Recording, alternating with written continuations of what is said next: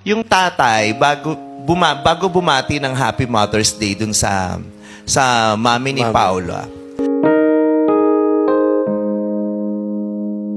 Nadulas si Vice ganda sa buhay pag-ibig ngayon ng kanyang anak-anakan na si Ryan Bang.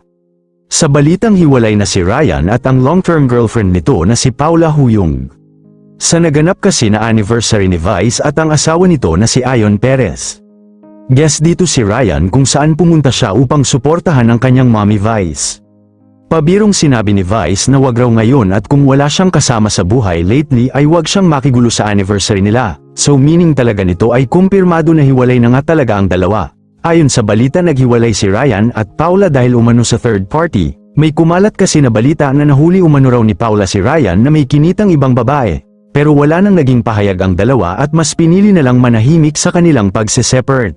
Kita naman sa itsura ngayon ni Ryan ay mahahalata na malungkot talaga ito. Pero the end of the day kung totoo na may babaeng involved sa kanilang hiwalayan, ay maging aral na sana ito kay Ryan sa susunod na magiging girlfriend nito ay sana ay matuto na siya.